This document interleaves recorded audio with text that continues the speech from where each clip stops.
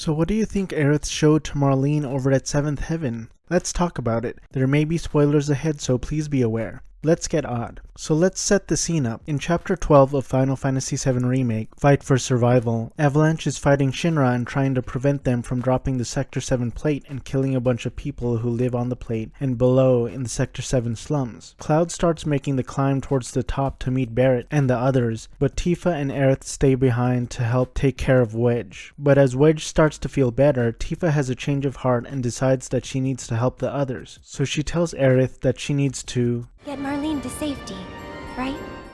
I remember there was a lot of speculation as to why or how Aerith knew who Marlene was, as they never really talked to each other about Marlene. But let's back up a bit. In Chapter 11, Haunted, Tifa sees a ghost child. She sees Marlene, or thinks she sees Marlene. It then cuts to a flashback of Tifa speaking to Marlene inside of 7th Heaven. This is the most likely explanation as to why or how Aerith knows that Tifa needs her to get Marlene to safety. Alright, back to Chapter 12. First off, I just want to say I really like how the developers created this scene. After Aerith walks into 7th Heaven, she starts by saying, "You're Marlene, right?"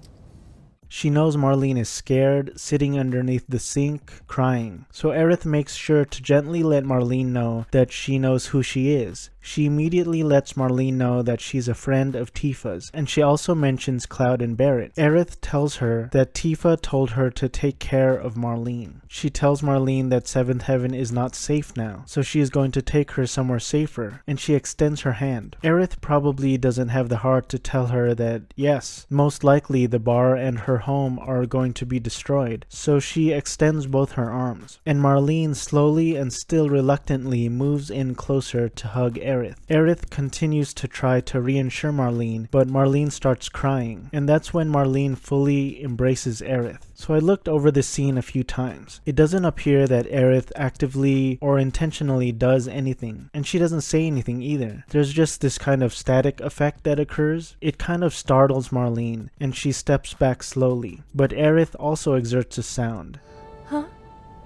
Which leads me to believe that what happened was unintentional. But because Aerith puts her finger to her lips, she knows fully what happened. She tells Marlene not to tell anyone what she felt or saw, and Marlene agrees. But what could it be? Marlene is visibly and audibly calmer after this moment, and her tears are gone. Whatever she witnessed, it fully reassured her that everything was going to be alright, and that she could put her trust into Aerith. So let's think about this. We know that Aerith has an effect on people, especially when she touches them. Back in Chapter 2, Fateful Encounters, Cloud is walking around Sector 8 and runs into a visibly distressed Aerith, but Cloud cannot see what's bothering her. When she grabs Cloud's arm and asks him to help her, the camera closes in to Cloud's eyes as he can now see the whispers before him. When the group meets Red 13 in Chapter 16, The Belly of the Beast, he is very violent, almost feral, but Aerith ensures everyone that this child is a friend. She puts her hand on his head and he immediately becomes calm and begins speaking to the group. In the next chapter, Chapter 17, Deliverance from Chaos, Red 13 explains that the Dementors,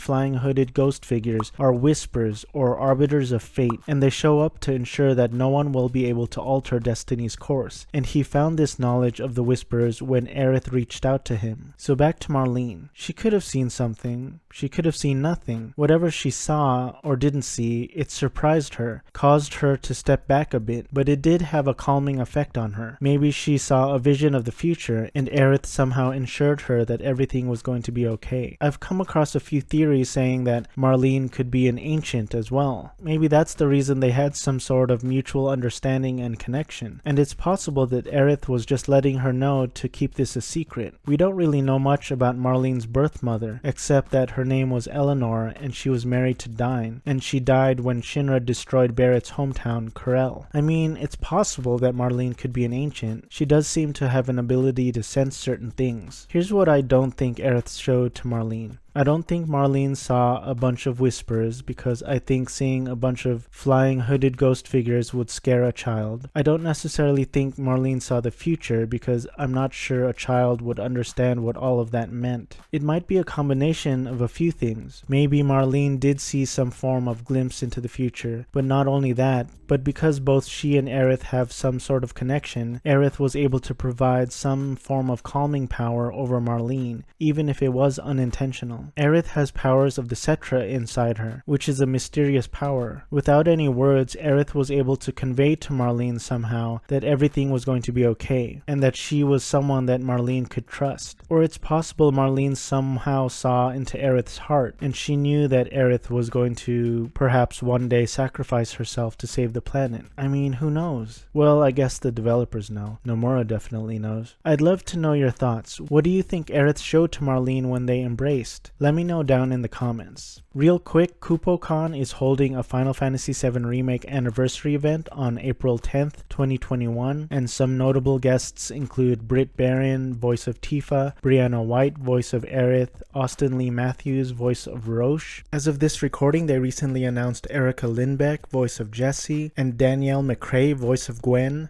And I believe they still have more guests to announce, so definitely check them out, show them some love. Also on April 10th and 11th, special edition prints of the Nibelheim incident, written by MJ Gallagher, will be available over on the KupoCon shop. For those of you who don't know, I referenced MJ's book Norse Myths that inspired Final Fantasy VII heavily for my video titled The Origins of Midgar. I had a lot of fun reading up on that book and putting that video together, so be sure to go out and show some love and support creators in the Final Fantasy community. Thanks for watching. I hope you enjoyed this video, and subscribe if you like this video and you want to see more Final Fantasy VII Remake content. Stay odd and keep on playing.